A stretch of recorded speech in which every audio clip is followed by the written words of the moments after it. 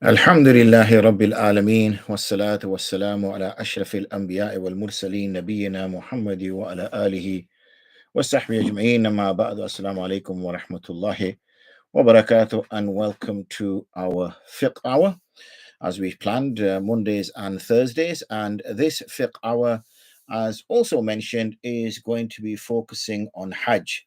So we have approximately 1, 2, 3, 4, 5, 6, 7, at least, at maximum 8 sessions, where we can go through all the different aspects of Hajj. So those of you who are fortunate enough to be traveling for Hajj can make sure that they are up to scratch with the information that they need to have and the understanding they need to have. So without further ado, let's start. This is episode 1. As I said, we have up to 8 episodes. I don't know if we're going to need all 8. I want to go through it at some pace, but not too quick, so that people don't get lost behind. So I would appreciate if questions were around the Hajj particularly. Reason being is it would make more sense for people to be around Hajj in particular. And I don't want sort of, questions just all over the place. Let's follow some kind of chronological order so that we can explore things logically. And therefore, if somebody was to access these modules, access these particular episodes, they would know roughly which episode to access in order to understand where they would find their particular answer. So that's going to be the focus. I guess if there's some burning questions which come up, and I feel that we can give some quick answers before the end of the session, then we can do so. Otherwise, let's focus on Hajj. So I've got a few texts that I will probably be using. Saves me having to make my own notes, which is always good, because that means I have to spend less time prepping for this. As you can imagine, I have a number of other things that I'm preoccupied with, and therefore giving more time to something can be a little bit challenging. So let's start from the obvious point. Is Hajj fard? What's the basis of Hajj being fard? So the ayat that is used by the ulama, بعد أعوذ بالله من الشيطان الرجيم بسم الله الرحمن الرحيم, is in Surah Al-Imran, and it is ayat number 97, and it is وَلِلَّهِ عَلَى النَّاسِ حِجُّ الْبَيْتِ مَنِ اسْتَطَاعَ إِلَيْهِ سَبِيلًا وَمَنْ كَفَرَ فَإِنَّ اللَّهَ غَنِيٌّ عَنِ الْعَالَمِينَ. That it is وَلِلَّهِ, it is عَلَى النَّاسِ. So whenever this ala nas, then this usually, I know it's a generalization that I'm sharing with you, this usually means that it is compulsory, that it is binding. So I'm going to sort of break it down in the English manner rather than going through word for word, that it is a binding upon the people, an-nas rather than al-mu'mineen, to what? Hajjul bayt, to make pilgrimage.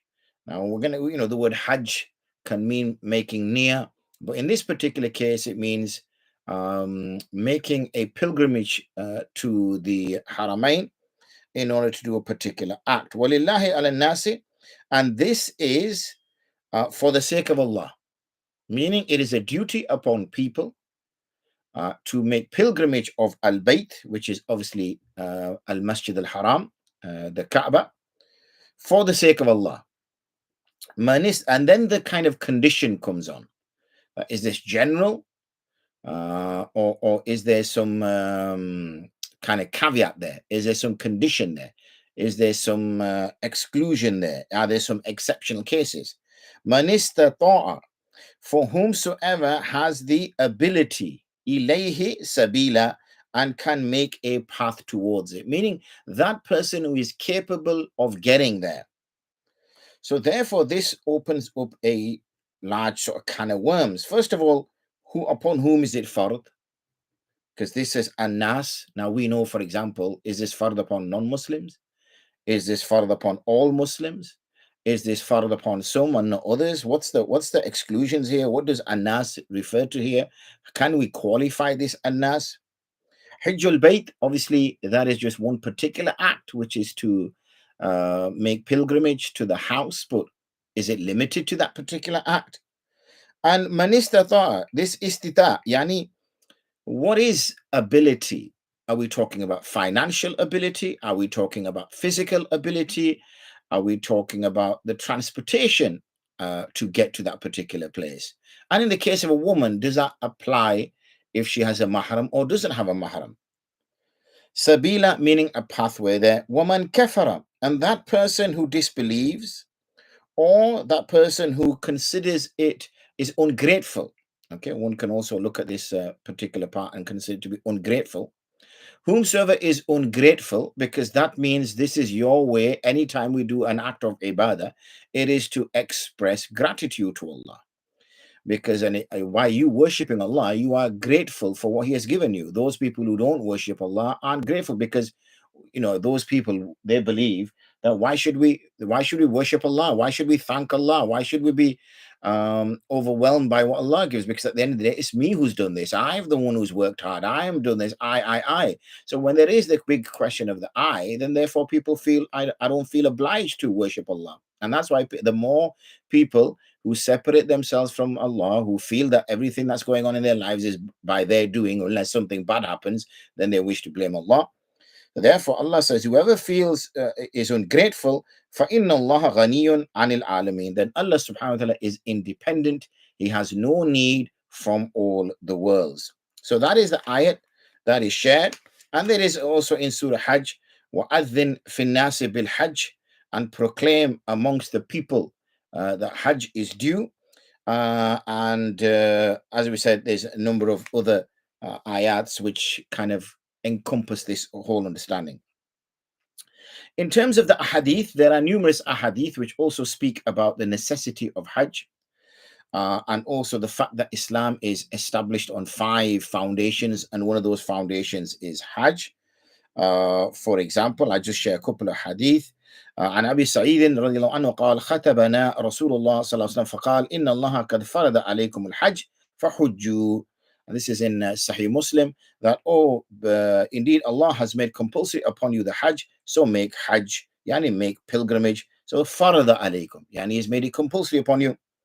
عن ابن عمر رضي الله عنه عن النبي صلى الله عليه وسلم قال بني الإسلام على 5: شهادة أن لا إله إلا الله وأن محمدا عبده ورسوله وإقام الصلاة وإيتاء الزكاة وحج البيت. And to make Hajj to the house, وصوم Ramadan, and to fast in the month of Ramadan. And there's also numerous other dalail, because we have also not just based on Quran and Hadith, but we also have consensus on that opinion as well. What about someone who doesn't go for Hajj or neglects Hajj for no reason whatsoever? There is a hadith that we can quote to you from Abu Dawood. عن ابن عباس قال رسول الله صلى الله عليه وسلم من أراد الحج فليتعجل. That person who intends to perform Hajj, then he should hasten, or that upon whom Hajj has become compulsory should strive to perform that Hajj. So the months of Hajj, the Ashram, the months of Hajj are referred to as Shawwal, Dhul Qa'dah, and the 10 days of Dhul Hijjah. So in these months, whenever a person has capacity, when we share that verse with you, man istata'a ilay sabila, has capacity, then Hajj becomes farada alaykum. It becomes fard upon them, and now it is an obligation for them to perform that Hajj in that particular year, rather than delaying it for the year which comes after. And Abu Umama قال رسول الله صلى الله عليه وسلم من لم يمنعه من الحج حاجة ظاهرة أو سلطان جائر أو مرض حابس فمات ولم يحج فليمت إن شاء يهوديا أو نصرانيا. This is a very threatening hadith, that if that person who is not restricted from traveling for Hajj due to some compulsion, or because there is some king who is not allowing people to fly out from his country, or he is in extreme serious illness which forbids him from traveling, and he dies whilst doing this in this state, then he may choose to die upon another faith altogether, meaning his faith is of no use. So that's a very serious threat that the Prophet ﷺ shared. Let's talk something about the fadail of Hajj, inshallah, so that we understand the excellence of Hajj. Why is it we should perform? So we've already seen that it's compulsory. We've already seen that it is an obligation. We've already seen that this is a requirement. but are there any virtues? An Abi Huraira qala su'ila Rasulullah sallallahu alaihi wasallam ayyul amali afdal. Sayyid Abu Huraira asked the Prophet alayhi salatu which action is the best? Okay. قال الإيمان بالله ورسوله قيل ثم ماذا قال الجهاد في سبيل الله قيل ثم ماذا قال حج مبرور. And this is in Sahih al-Bukhari and Sahih Muslim, that this is considered as one of the virtuous acts that a believer can do. And Hajj al-Mabrur is not just to perform Hajj, but Hajj al-Mabrur is to have an accepted Hajj, to have performed the Hajj with all its rights effectively and properly, maintaining all the etiquettes and adab that goes with it. So it's not just the compulsory aspects. وعنه قال قال رسول الله صلى الله عليه وسلم العمرة إلى العمرة كفارة لما بينهما والحج المبرور ليس له جزاء إلا الجنة. The Prophet ﷺ narrated that Umrah to Umrah is considered as an expiation, meaning one Umrah will expiate you for all the sins up until the Umrah before. Okay. And as for Al-Hajj al-Mabrur, there is no reward or recompense for it except Jannah. So again, we have that Hajj al-Mabrur. وعنه قال قال رسول الله صلى الله عليه وسلم من حج لله فلم يرفث ولم يفسق رجع كيوم ولدته أمه. That person who performs Hajj for the sake of Allah, meaning he's not doing it for the sake of anybody else, not because he's going to visit anything or he's going on holiday or he's going to buy stuff or he's going to watch a boxing fight or anything like that. His maqsad for going there is solely for the worship of Allah in performing Hajj. And in that time, he does not lam yarfuth, yani he does not engage in any discussion, lewd discussion, and neither does he involve in any sinful activities or anything of that nature. Then he will return and he will be as pure as the day his mother gave birth to him. So this is a remarkable position that a person can be in when he is obviously performing Hajj. This is just some things to bear in mind, obviously, now that we are traveling for Hajj or we are traveling in this particular period. And I just mentioned that earlier, that يأتي على الناس زمان يحج أغنياء الناس للنزاهة وأوساطهم للتجارة وفقراؤهم للمسألة وقراؤهم للسمعة والرياء الديلي and Anasin. So this is a narration which is narrated by Imam Sayyidina Anas, and it comes in Kanzul Umal, and it mentions in there quite clearly that a time will come for the people when the rich will go to perform Hajj as tourists.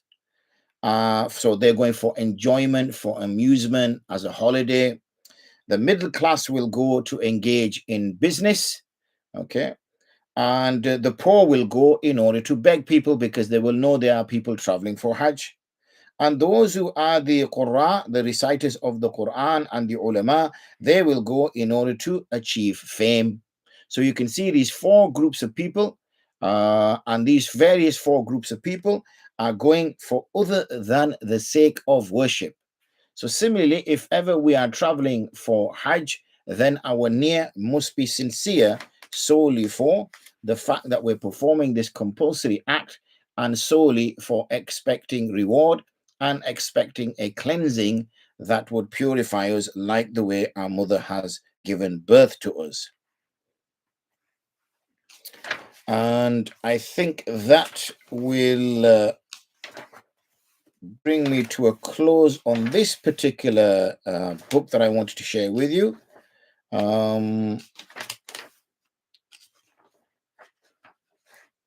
So obviously the person, when he's setting off, will become a musafir for most people. Obviously, they're not going to be traveling from Mecca. So they'll need to make themselves aware of what a musafir is and what that impacts on his prayer. So according to the Ahnaf, that when a person becomes a musafir, then they have to shorten their prayer.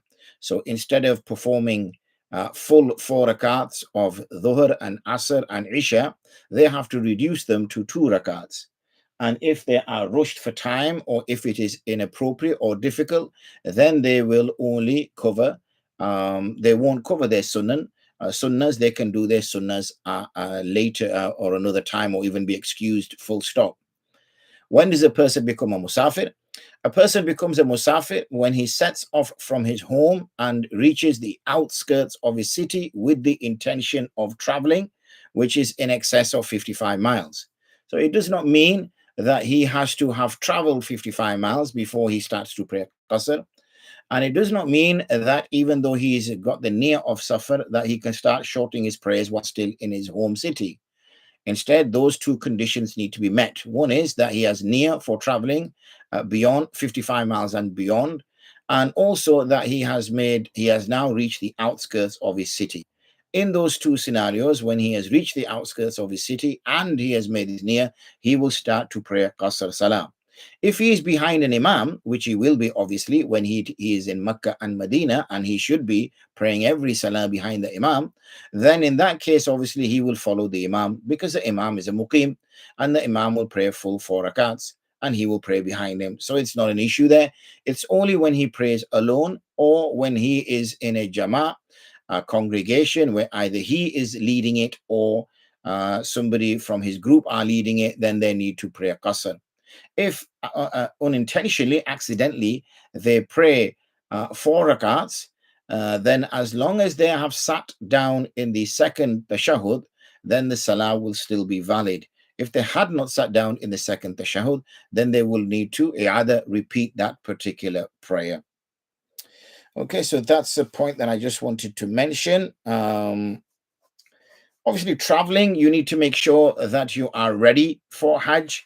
Hajj is quite a physically challenging exercise. There are many of us who are unfit and don't really exercise much, don't walk much whilst we're living in the UK or our country that we're going from.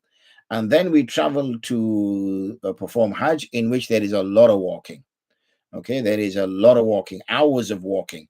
And it's not just hours of walking, it's hours of walking when you could be close to dehydration or at least be not fully hydrated. And you may not have slept very well because you've been traveling. And you may not have the full energy because you've not been eating very well. So not only is it that it's physically challenging that you're walking quite a lot, it's also these other conditions which will exacerbate that problem. So before one travels, one should have started to walk months in advance, or at least weeks in advance, to build up their stamina and build up their ability to be able to walk for significant lengths. Because what happens is, for whatever reason, people don't like to be in ihram for a long time. So as soon as they land in Saudi and then they move to their place of residence, the hotel in Mecca, and they want to immediately perform their umrah. So because most people will go in the ihram of tamattu, but we will explain these different types of ihram, these different types of hajj later. So when they go with the intention to perform umrah, they go to perform umrah immediately. And what happens is they've already been traveling approximately 24 hours from the moment they left their house until they arrived at their hotel. So they're already pretty tired. They've not slept very well. They've not eaten very well. They're not very well hydrated. And now they're going to take this arduous task of circumambulating the Kaaba several times, of doing sa'i between the Safa and Marwa 7 times. And it's quite busy, obviously, in Hajj season because most people are traveling in Dhul Hijjah. And because they're traveling in Dhul Hijjah, then it is pretty busy. There's at least 1 million people, if not more than 1 million people there, maybe even close to 2 million people. So it's quite rushy, quite busy. So it's not a case of just having a quick walk and that's it. You've also got to take into consideration crowds. And when you're taking into consideration crowds, it's obviously going to be very warm as well. And with all that body heat as well, it's going to further make that problem. So you really got to be physically prepared for it. I'm not going to go through the various visas and all the rest of it that you need to do. I think you need to do your own checks because obviously this is a global audience. So I don't know what the conditions are for each person that's coming from whichever country they're coming from. I'll just focus on the physicality of it. So please do take those issues on board. I think that should bring things to a particular point where I feel satisfied enough to do that. Depending, sometimes you could be traveling on a plane, which has facilities for prayer. So you can pray there. There's, for some people, obviously, facilities to pray on the plane.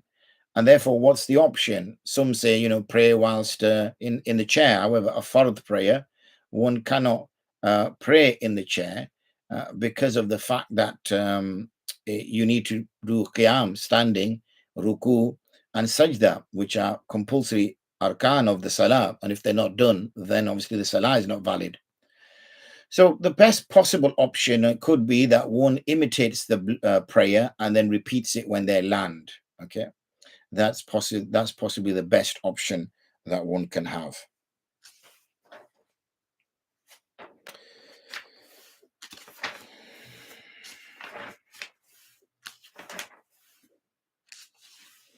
I've used some terms already, and there's going to be other terms that are going to be used. So I might share a few sort of terms with you. I've mentioned the word ihram. For some people, they might think, what is ihram? Ihram is when a man in particular, with a woman, her dress code doesn't change. But a man in particular, changes his dress and his dress code changes. And secondly, he makes niyyah. One does not go into ihram solely by changing their clothes into the two pieces of cloth. That's not ihram. Ihram is when you make niyyah. So please understand that. Some people think it's just putting on those two pieces of cloth. It's not. It's the two pieces of cloth are part of the ihram for a man. Whereas going into ihram is a niyyah is required. But again, we will get into that particular point. Ihram is you are in a highly sort of spiritual state where you are not going to cause harm to anything or anybody, even to your own hair in your beard or on your head or your nails. You're not even going to cut them. That's how much in peace you are with your body and how much peace you are with those around you. Therefore, if that's the kind of state of peacefulness that a person has to be in with his own body, then how do you think his behavior has to be to fellow believers and fellow Muslims?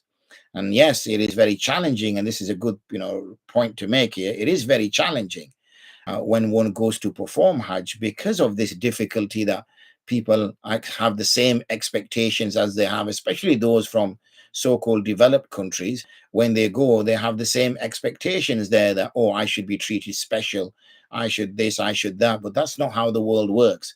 So expect pushes and shoves, expect people to get in front of you, expect people to whose behavior is not appropriate. But somebody else's poor behavior should not necessarily mean it's an excuse for us to perform in a bad way. You will hear the word istilam. So istilam is to kiss the black stone, or in the absence of the black stone is to kiss the hands. Then for men, there is something called ittiba. Okay, ittiba is that the left shoulder is uncovered and the right is covered. And what you do is that you take it over the left shoulder and under the right. So it's the right is uncovered, sorry, and the left is covered. But we'll show you that, inshallah, in due course. There are obviously certain days, Yawm Tarwiyah, Yawm Nahar, and Ayyam Tashriq. So these are 5 days in total between the 8th and the 13th of Dhul Hijjah, because the 8th to the 13th of Dhul Hijjah are the actual days of Hajj. So we have Yawm Tarwiyah, which is the 8th, in which all the events start. You have Yawm Nahar, which is the 9th, in which the main day of Hajj is, and the slaughter is taking place. And then you have the Ayyam Tashriq, which is when the meat would be cut into shreds and laid out in the sun to dry. And these were days where we do particularly the pelting of the Jamarat. But we will get through that in due course as well, inshallah. There are going to be various types of Hajj. I've mentioned Tamattu already. There is also a type of Hajj which is called Qiran, and there is also one which is called Ifrad. So we will be discussing those as well in great detail.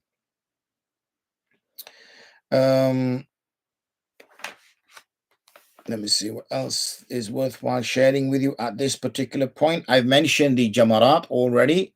So the Jamarat are those that we pelt. These are stationed in Mina. Now they're not necessarily columns of stone, but they're actually stone walls, and they're over a few floors. So there's Jamaratul Ula, and that is near Masjid al Khayf. And then obviously there is Jamaratul Wusta and Jamaratul Kubra as you go further towards Mecca.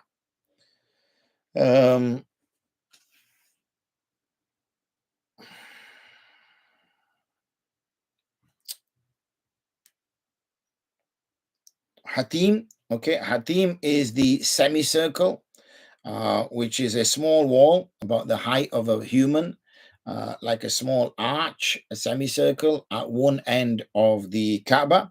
And in order to perform tawaf, one needs to go around there. They won't give you a chance to cut through it anyway, but it's always good to know.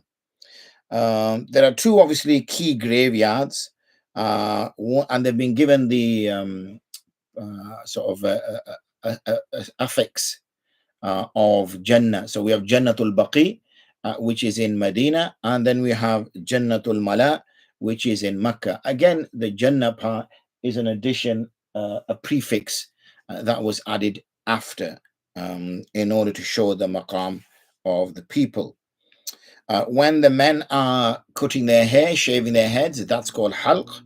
Okay, and if they're just cutting their hair, then that's called qasr. So again, these are phrases that you will hear. You will have various rukn. Okay, so ruknul yamani is the so the Kaaba has got four corners. Obviously, it's more a rectangle, or rather, it's more a cuboid than a cube. It's slightly longer along one direction than it is the other. So in the southwest corner, which is in the direction of Yemen, and then that's called Rukn al-Yamani. And in the northeastern corner, which is pointing towards Iraq, is called Rukn al-Iraqi. And in the northwest corner of the Kaaba, which is pointing towards Syria, is called Rukn al-Shami. And then obviously we have the Al-Hajar al-Aswad, which is in one corner. There will be certain phrases that we will use, like ramal. Ramal is a way of walking, and it means to walk with short, quick, sort of brisk steps, and walking with some intent, which is normally in the first three rounds of the tawaf, particularly for men rather than for women, but also need to bear in mind, as I said at the outset, that there will be a large group of people. And because there's a large group of people, it may be difficult to do that. So you're just going to look for opportunity and spaces to do that. I've all mentioned Rami, which is pelting. So Rami of the Jamarat.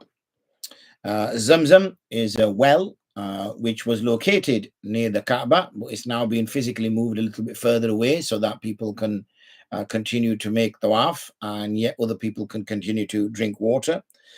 We know the story, or you should know the story about that. So it might be also worthwhile before we meet again on Thursday, inshallah, that you go over the story of Hajra alayhi salatu wasalam, the mother of Ismail alayhi salatu wasalam, who was left there by Ibrahim alayhi salatu wasalam, and how the whole rites of Hajj came, the story of that family.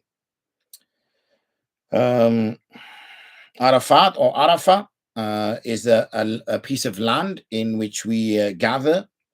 And it is about sort of 9 miles approximately to the east of Mecca.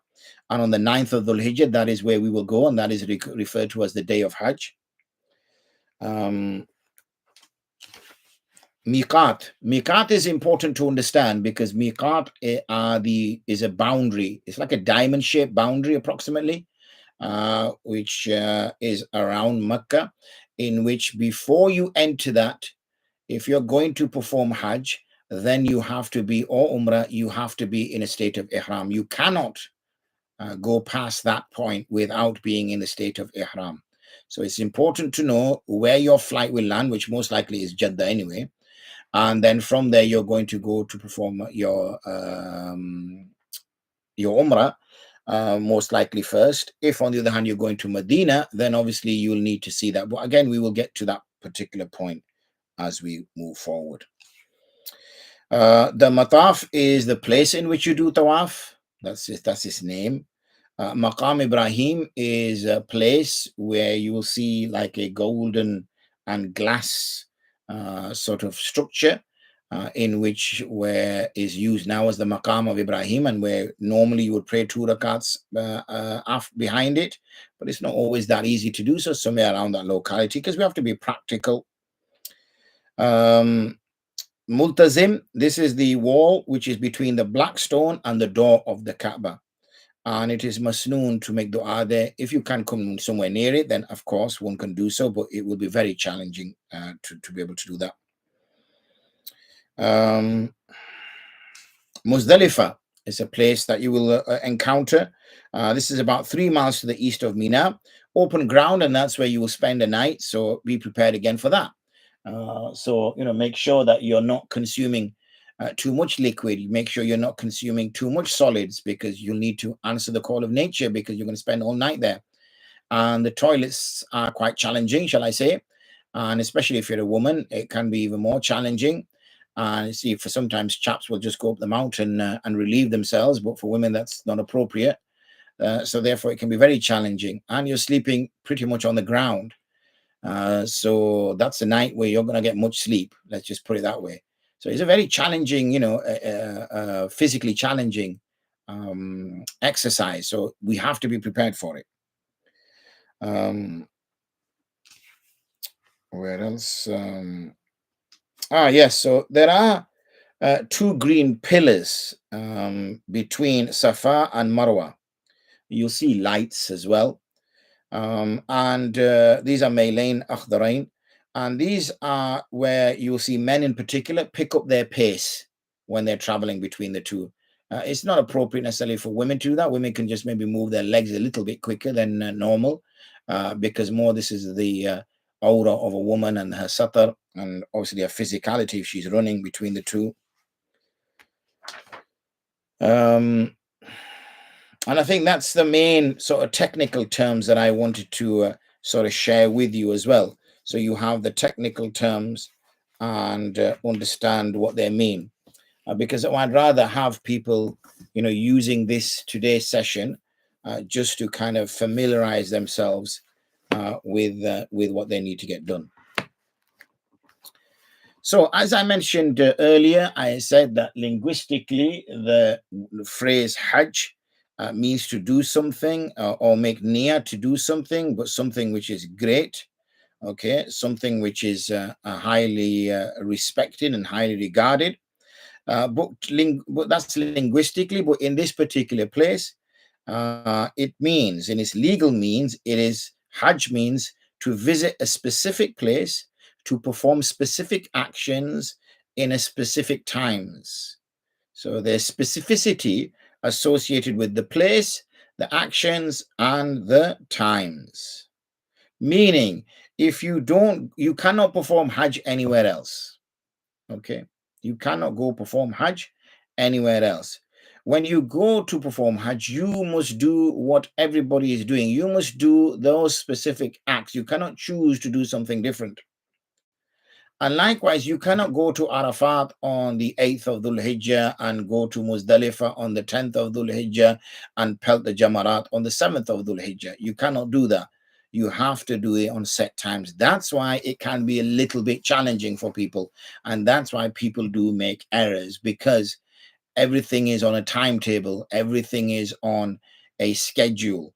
And whereas when there is no timetable, there is no schedule. So when you're fasting, for example, in the month of Ramadan, the only schedule that you need to keep is stop eating before such and such time and start eating after such and such time, and pray your salahs and make sure you're in the masjid for your taraweeh, which is what you're doing throughout the year anyway. So it's nothing challenging. Hajj is not necessarily once a year event. Usually it's once a lifetime event.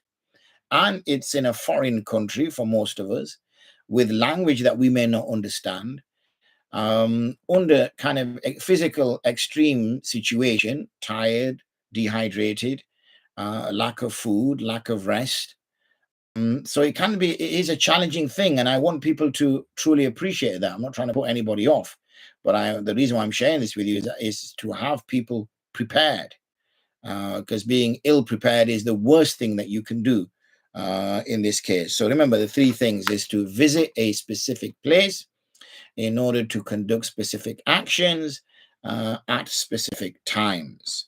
So I've already mentioned what the specific place is. The first is obviously the Masjid al-Haram. Why? Because of the Kaaba, because you have to circumambulate the Kaaba. The second specific place is Arafat or Arafah. Why? Because that is the Hajj, the pausing, the wukuf, as we call it, at that particular place is essential. As for the specific actions, well, I've told you about the Tawaf. I've told you about the Sa'i between Safa and Marwa.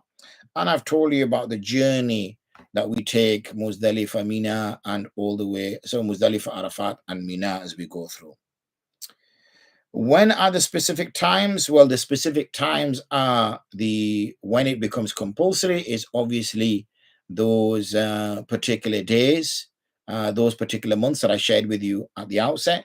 But it's those particular days, those 8th, 9th, 10th, 11th, 12th, and 13th, which are absolutely essential. Sorry, 8th, 9th, 10th, 11th, 12th. You can have 13th, but it's restricted to 12.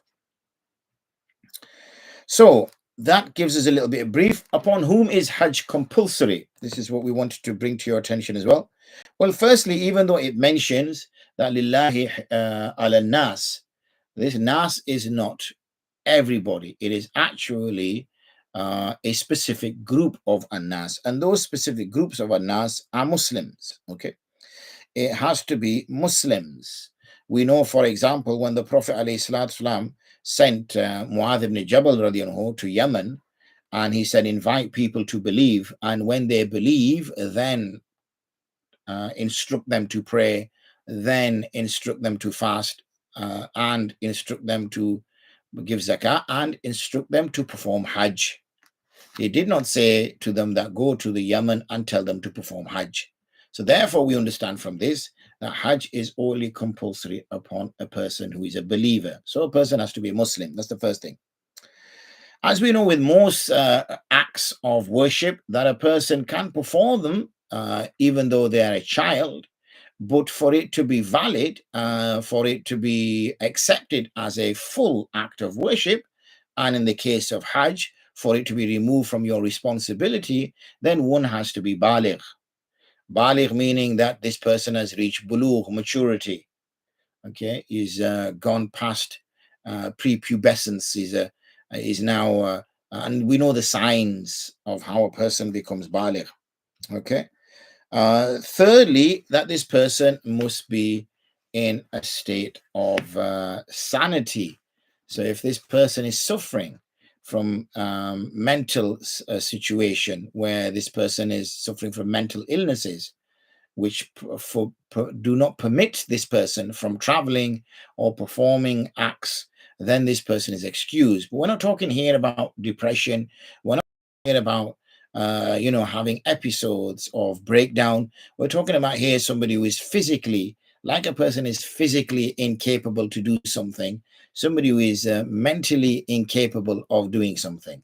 So that's what we need to understand here. Sometimes we include temporary issues, like, for example, God forbid, but if I fall down the stairs and I break my leg, then I might not be able to travel that particular year for Hajj.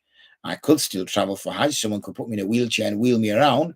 But for whatever reason, if I can't do that, then I'm excused that particular year. But that doesn't excuse me full stop.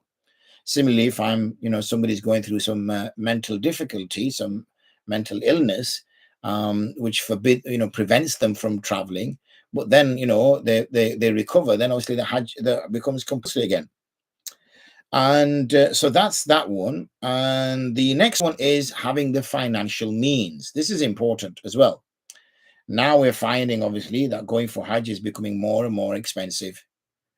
It's becoming more and more expensive. So, I can remember a time when it was around £5,000 per person when we traveled as a family. Now, you see figures like 7,000, 8,000, 9,000, 10,000.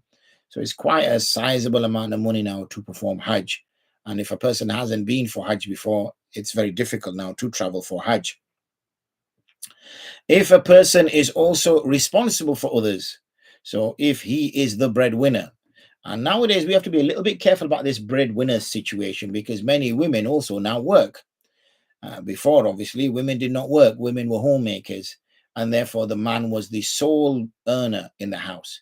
And if he took 4 weeks off to travel away, then there would be no income into the house. Nowadays, even when a person can take 4 weeks holiday and he still gets paid because he's been given some annual leave of 30 days, 35 days, or whatever he has. So these are situations, remember, where a person only earned money when he was physically around and was working, either as a farmer or as a tradesman. So please do take that into consideration. As I said, nowadays, many women work, and therefore there is two sources of income. So the woman can provide for herself or look after herself for the period of time that her husband is away. She might already be doing that even when he's here. And therefore, he has to look at real dependents. Who are my real dependents here? Who is literally living on my earnings? And if there are those people who are living on his earnings and he knows he has to go away for 2 or 3 weeks, then he has to make sure that there's sufficient funds in the bank or whatever else for that matter, where his dependents, whoever they may be, can continue to live whilst he is gone. And obviously he himself needs to make sure that he's got enough money to buy a plane ticket, also get some accommodation when he's in Makkah, Medina, so that he is able to stay. And the last point is knowing, obviously, that Hajj is obligatory, the ilm itself. So if a person didn't know that Hajj was obligatory for whatever reason, and nowadays this is very rare because understanding Islam is so widespread. But say, for example, he is or she is a convert to Islam and they live in some far out village in the middle of Somerset. I don't know why I chose Somerset, but let's just say they are. And they never knew about Hajj, this pilgrimage being compulsive. They knew about praying, they knew about fasting, they knew about these things, but they never knew about this pilgrimage. So Hajj is not technically that compulsory upon them, or in that case has been made compulsory upon them in that case, because they weren't aware of it. Obviously, they need to strive to understand the deen as soon as they convert to Islam. And now, obviously, we have resources like the internet, and therefore people can access that kind of information. But that's one to also bear in mind. We'd already mentioned the dalil for how Hajj was compulsory. Obviously, we mentioned the ayat to you, which was in Surah Al Imran, ayat number 97. وَلِلَّهِ عَلَى النَّاسِ حِجُّ الْبَيْتِ مَنِ اسْتَطَاعَ إِلَيْهِ سَبِيلًا. Similarly, there was numerous ahadith. Man mata walam yahujja falyamut in sha'a yahudiyan aw nasraniyan. That was the one I shared with you. And also, Ya ayyuhan nas kutiba alaykumul hajj fahujju. And also there is consensus upon the ummah of the Muslims that, or the ulama, that Hajj is compulsory. There is no two ways of looking at it. So I'm just going to share one last bit with you. Or actually, I can share a little bit more, and then we can go off air, inshallah. So what are the 3 conditions that the person must be in order to travel for Hajj? He must be in a relatively good condition, not like he's an athlete or something, but at least he is physically capable of walking, is physically capable of, he's in reasonable health to do those acts of Hajj. We did mention at the outset as well that there is a lot of walking. It is quite strenuous. It is physically demanding. So it's quite important that people who are doing these, engaging in this, are prepared physically for that. Okay. The second one is that the route to Mecca is safe. Now, at the moment, alhamdulillah, there is not a war going on that prevents planes from taking the routes that they're taking right now in order to arrive in Jeddah. But God forbid, but maybe in the weeks to come, there is a war that breaks out, which means that flights are banned or made illegal because of no flight zones. And it might be then that people aren't flying over across to Mecca. And to get from, say, the UK to Mecca is going to be near impossible by any other means of transportation, especially with the time that is left. So therefore, that person will become excused at that particular point. The third condition, which is specific to the women, is that we know already that when a woman is traveling for more than 55 miles, she must have a mahram with her. And that applies here in the UK. People seem to think it only applies for Hajj. It doesn't. It applies across the board for any form of travel. So that also applies for Hajj, because most people, like I mentioned there, if they're traveling by plane, are going to be traveling long distances. So therefore, similarly, a woman would require a mahram with her when she is traveling. If obviously she does not have a mahram with her, then she waits until that situation arises. Okay. If unfortunately she's in a situation where she has a mahram, but that mahram is poor, so she has like a 24, 25-year-old son, but he can't afford to travel, then she should fund his traveling as well. What are the key points that are required to keep in place for Hajj? One is obviously Ihram, and I've already mentioned the Ihram, but we're going to talk more about Ihram, inshallah, tomorrow. Also, that the Hajj is done in the specific time for Hajj, and we've already mentioned those days as well. And finally, that he refrains from intimacy with his wife, and she refrains from intimacy with her husband before they do the wukuf in Arafah. The times of Hajj are known. Al-Hajj Ashhurun Ma'lumat. And these are, as I mentioned to you, the month of Shawwal, which was when Eid al-Fitr started, Dhul Qa'dah, which is what we're in right now, and the first 10 days of Dhul Hijjah, which we will be in soon, inshallah, end of May and June. And therefore, it is disliked for a person to go into Ihram before Shawwal, because obviously he's putting himself in extreme difficulty for keeping that Ihram for so long.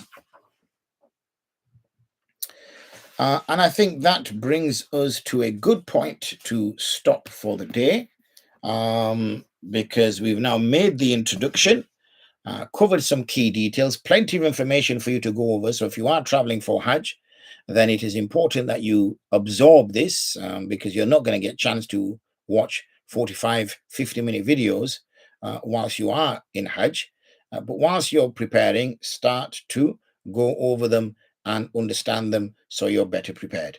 So if there are any questions on Hajj in particular, please do ask. I've not noticed any. I think you've all been good students and listening carefully, inshallah.